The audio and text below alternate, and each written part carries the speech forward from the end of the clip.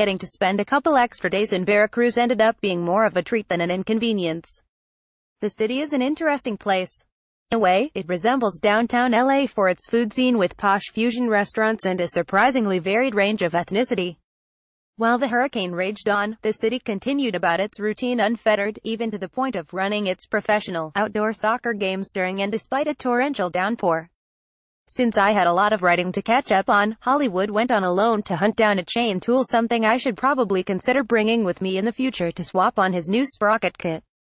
He ended up at a local tortilleria, where they all attempted their best improvisation skills to break the old chain and rivet on the new one. Hollywood ended up having to show the mechanics how it was done, but fortunately came back with a bike ready and raring to go. We finally left Veracruz as the weather eased up, having set our sights for Puebla. The road out was overflowing with butterflies everywhere you looked, including splattered on my visor. Sorry, guys. While the day started out with the usual blistering humid heat, as we approached the mountains, the rainforest and desert began to give way to a confusing intermixing of pine, cactus, and Joshua trees. Temperatures dropped dramatically to the point that I was almost cold, a sensation I've all but completely forgotten. We rolled through the smooth, fast-paced curves while climbing an elevation and finally settled into a town where the high of the day was a not-so-blazing 70 degrees. We didn't have much to do there, but it felt like heaven, being in actually normal livable temperatures for regular human beings for the first time since we got to Mexico. We opted to stay in this perfect corridor of the country the best we could for the whole way up. I have no idea what we were thinking, taking the ride through hell that is the West Coast on our way down. No wonder no one takes Highway 200. We cruised from state to state, trying our best to stay at elevation for as long as we could. The riding was beautiful, but there wasn't much to stop for. So we made quick work of it all. As we stopped for the night in a small hotel off the highway in Hidalgo, however, we learned that some other adventurers we had been following online were nearby in San Miguel de Allende. We got in contact with them through Facebook and made plans to meet up. I didn't know much about San Miguel de Allende other than I had vaguely heard of it before. Now that I've been there, I would have been okay with that continuing to be my only knowledge of the town. In theory, the appeal of the place is similar to San Cristobal de las Casas with its traditional, native culture and many ornate, historic buildings. But in actuality, the town is more of an overpriced tourist trap overrun with rich expats. The streets were full of beggars, and it seemed that for employment prospects, most of the locals had been relegated to trying to hustle money out of the overabundance of Americans and Europeans who now called this place home. I guess I shouldn't have been surprised when I came back to my bike to see my machete had been stolen. I really liked that machete too. To add to my disdain for this town, the roads were still comprised entirely of poorly seated cobblestones.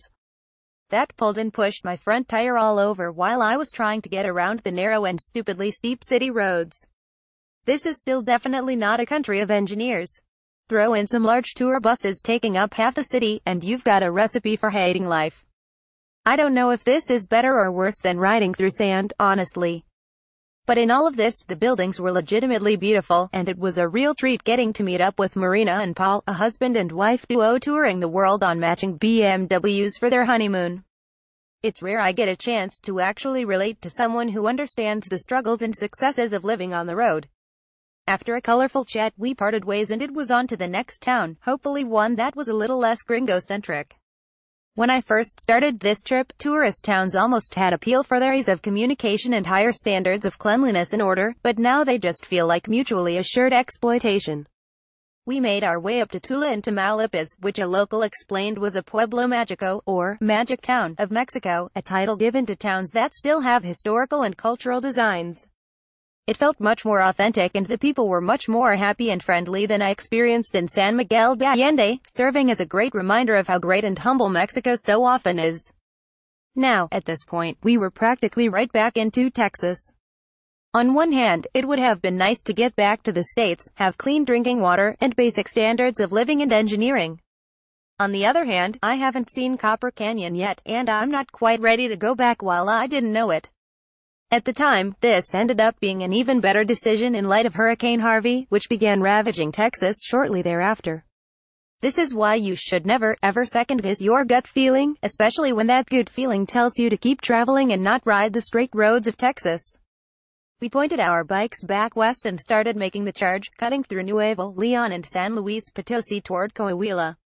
A local in Tula had told us about a more interesting route west than the usual toll roads, and it ended up being a completely barren but also completely awesome motorcycling road.